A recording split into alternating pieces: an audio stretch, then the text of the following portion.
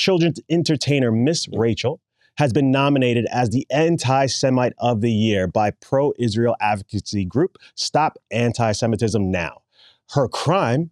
Hosting Palestinian children and raising awareness of the genocide happening in Gaza. Ooh, bad, Miss Rachel. Who wasn't nominated, you ask? Well, Nick Fuentes, who... They gotta get over, they gotta let it go. Let it go. Forgive Hitler today. Elon Musk, who...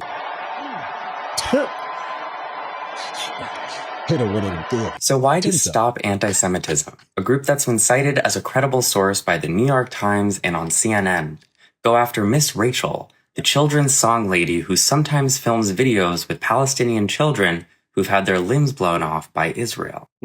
All right. This is going to be an interesting topic. Yeah. Let's treat it with some nice nuance. Do you feel this undermines the fight against anti-Semitism? I do, but I just want to say, first off, AlexxMedia, congrats that you're not on the list. Yeah, all right. Thank you. I hope to never be on the list.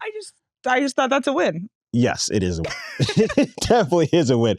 I learned before this episode that Kanye was one of their yes, one of their winners. 2022. Yeah. So it's like I would one day like to be on a list with Kanye, just not this. Just not that list. Just maybe Grammy. Yeah, that'll be fun. But yeah.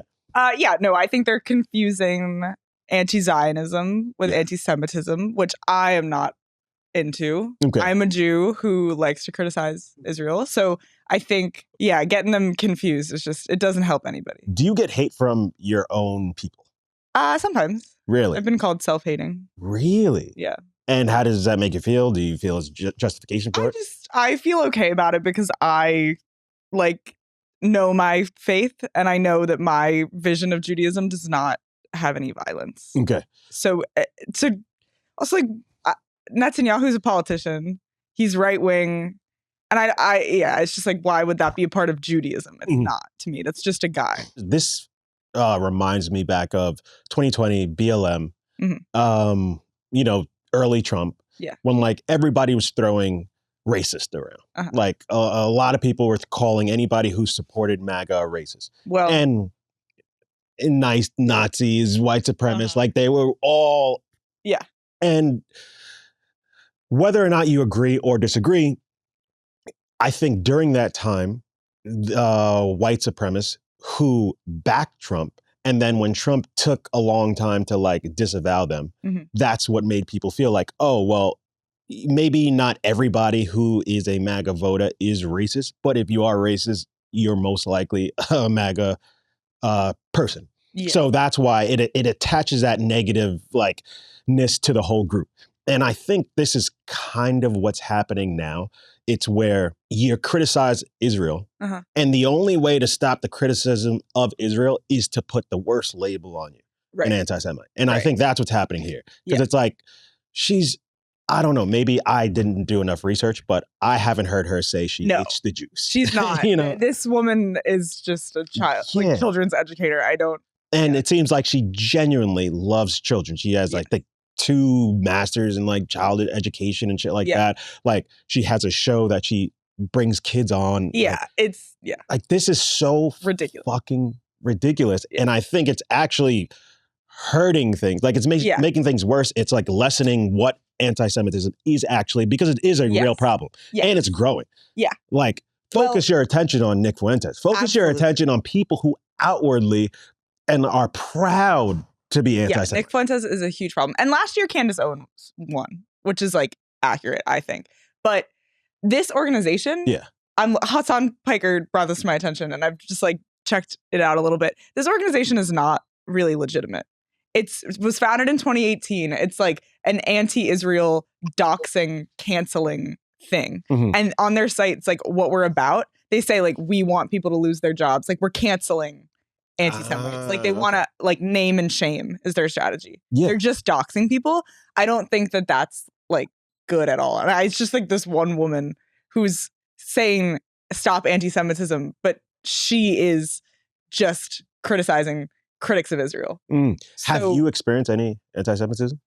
I mean, yes, but I'm fine. You know what I mean? No, I'm just curious. Like people a lot of times will, I have a joke about this. People will call me Hitler's favorite because I'm Aryan and Jewish. Like it's a lot of stuff like that where it's like, I'm fine. I'm not like losing opportunity. It's not funny, Alex, even though that was funny. It's kind of funny. A lot of like white passing jokes and stuff. Oh, but like nothing, I have no trouble in America, like getting opportunities because of my Judaism. Yeah, this is such an interesting topic. Like I do want to hear what the people have to say about it, but I want to urge everybody, please, let's be respectful and have some nuance when you're talking about this topic, because, I don't want to offend anyone. And it is a sensitive topic for a lot of people, especially with the conflict that's still going on. Yes, there's a ceasefire, but people are still dying. So let's just be respectful.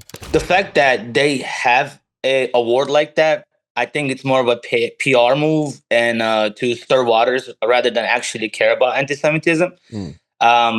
I think they, like you guys mentioned, all the names that they could have chosen for it, but they went with the person that has the connection to all the next generation, to all the young mothers, actual influence, and that bothers them. If you ask me, I would say anti-Semite of the year should be Bibi Netanyahu, because he's the reason so many people are anti-Semitic. So it's a real issue. Yeah, it's a real issue. It's and organizations like this and awards like this, it's a PR smear campaign rather than just trying to build a bridge between communities and solve anti-Semitism. It's more of a kind of stirring waters and adding oil into the fire type situation. So I think they're actually hurting them more than helping. And I think she's just an easy target because of the nature of her content and her audience, because she has so much influence with her audience. Interesting. Have you experienced any Islamophobia?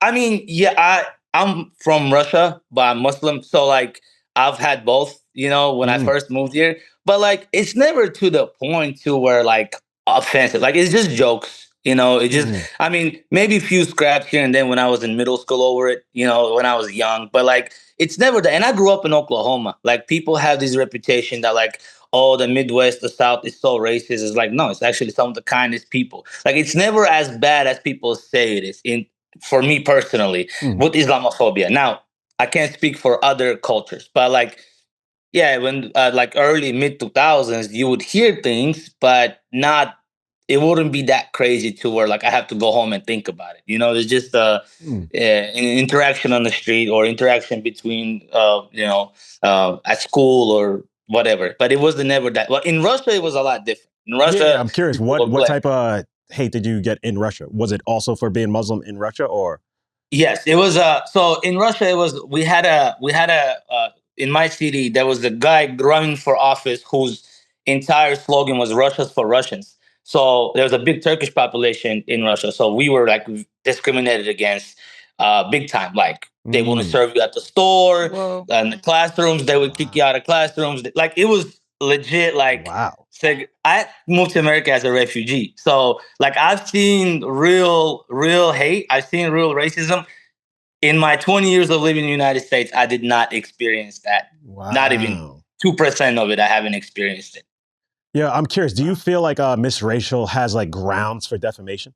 By defamation, like to sue them for that, right? Yeah, because it's like this label can hurt her because it's a smear campaign.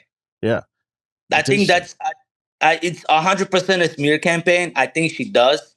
And these are all like nonprofit, like third-party organizations that like their entire job is to. I've been on a call before. We talked about like I work in politics, and I've seen organizations that their job is to send out messaging, right? They'll pay people to post social media stuff just to echo different sentiments and different conversations, different talking points. So like these organizations do exist. So I think 100% she does have a stance if she was to take them to court. Okay, very interesting. And I thank you for giving us like information about what you've gone through, man. It's beautiful to see like what's going on around the world from actual real people, and not we just have to believe what the media is telling us. So like, appreciate you for being open and honest. The problem with Miss Rachel is the fact that she makes the Israeli situation look bad. because it shows it for what it is. Yeah. Bad. It's removing, bad. It's removing the justification for Netanyahu to do his thing, which he needs to keep doing because he's a war criminal. And as soon as it stops, the boy's going home. He's going home for a long time. Yeah. So we can't be having that. It's a normal tactic, A world leader starts the conflict, so he can't be taken out of his position. Why do you think they went after her specifically? She's such a beloved and sweetheart of an individual. Like, she really pulls at the heartstrings of people because she's a genuinely good person, and what she does is beautiful. It shows the consequences and the reality of what Netanyahu's doing, and it can have a real impact in actually changing what we do over there. Like, it can move public opinion to the point where we stop letting them murder children. I'm curious. This is just more of a personal question. Would you want to see Miss Rachel on Flagrant? I would love to see her cope with that. I would love it.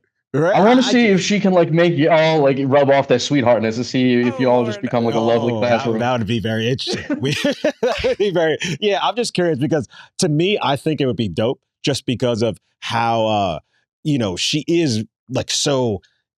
Her demeanor is so calm and just and then if we bring our energy to that, I'm just wondering how those two clashes, and I wonder if we can get her to our side or does she bring us to her? Yeah, see, get her on. I would People so agree love with that. for her to I think go it would crazy. be dope. I would so love it. Yeah. I offer any caution to a woman trying to speak in that room. It's very difficult. Yeah. You've done it before. I've done it. It's hard. Yeah. But I think she's up to the challenge. It's just, would she ever do that?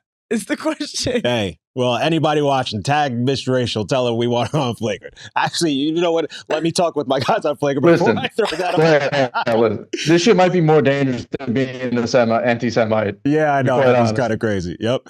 Thank you so much for watching. If you want to be a part of the discussion and call in, head over to patreon.com/AM Mornings. But if you just want to watch for free, you can watch us on YouTube/AM Mornings. Just like and subscribe so you get the notifications every Sunday, 11 a.m. Peace.